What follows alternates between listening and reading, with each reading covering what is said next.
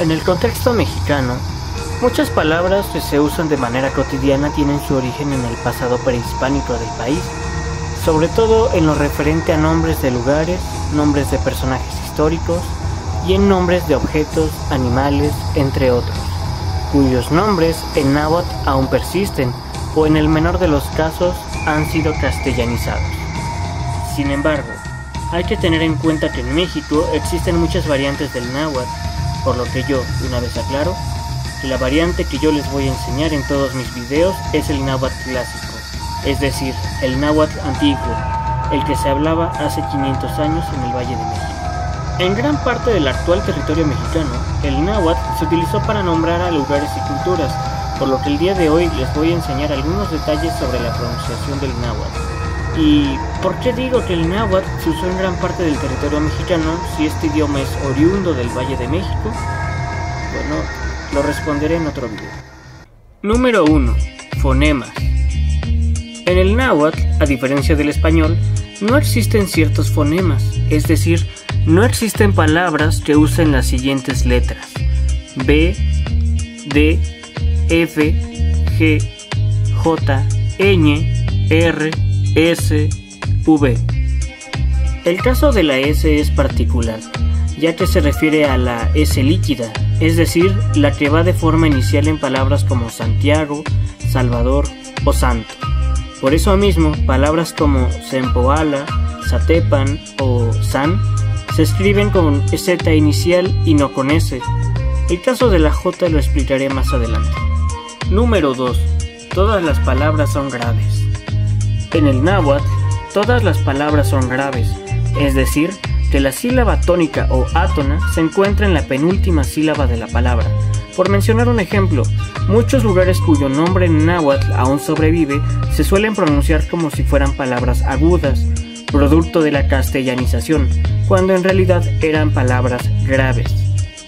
Por ejemplo, Cuautitlán, Cuautitlan, Acatlán, Acatlan, Teotihuacán, Teotihuacán, Tenochtitlán, Tenochtitlan, y así con todas las palabras dentro del náhuatl. Número 3. El saltillo. Se le llama saltillo a una consonante o fonema que se produce con la interrupción del flujo pulmonar de aire en la glotis. Hay algunas variantes de saltillo que varían dependiendo del idioma, la lengua o el dialecto en cuestión, pero en el caso del náhuatl clásico se representa con una H intermedia. Básicamente en este idioma, este saltillo suele sonar como una J. Sin embargo, una H inicial en el náhuatl es igual de muda que en el español. Por ejemplo, Camochtic, Tachtli, Ochtli, Ejecatl. Número 4. La X. La pronunciación de la X en el náhuatl es completamente distinta a como se pronuncia en el español. Mientras que en el español la X suena como una J, a veces incluso como una S, en el náhuatl suena como una sh.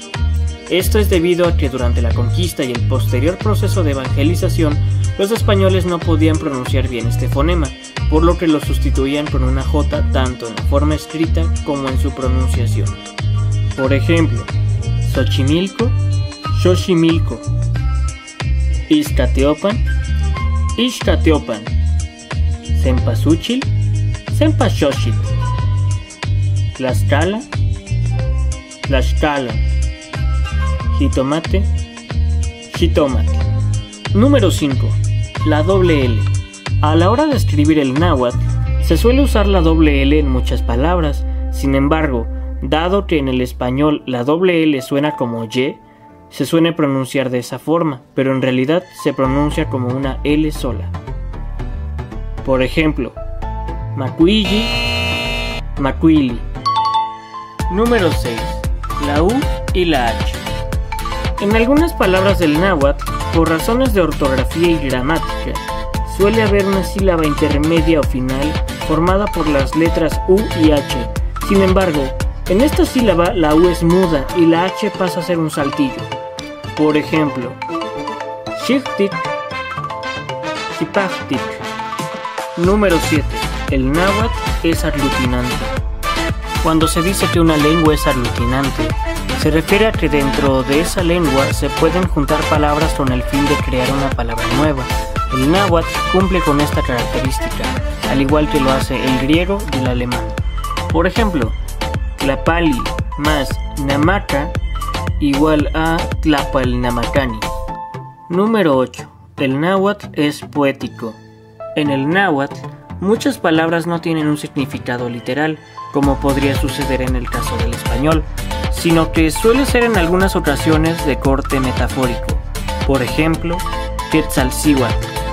Si lo tradujéramos de forma literal, diría algo así como mujer emplumada, ya que Quetzali significa pluma y Cíhuatl significa mujer. No obstante, recordemos que el náhuatl es metafórico, y recordemos también que para los nahuas, al igual que para otras sociedades mesoamericanas de su tiempo, el plumaje del quetzal era considerado un objeto valioso, dada la gran belleza del dicho plumaje. Por lo que, sabiendo esto ahora, podemos afirmar que significa mujer hermosa. Número 9. La posición importa.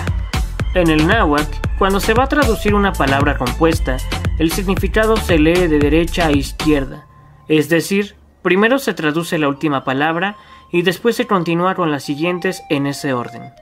Por ejemplo, Xochiyolotzin, corazón florido.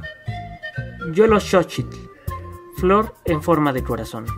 Como dato adicional, existe una gran controversia respecto a la palabra Quetzaditzin, ya que mucha gente afirma que es una palabra de origen náhuatl y que significa tortilla doblada. Esto es completamente falso.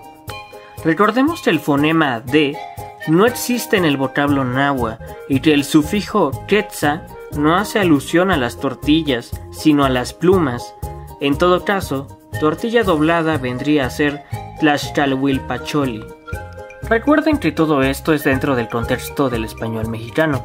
Por mi parte, esto ha sido todo y hasta la próxima. Gracias por ver.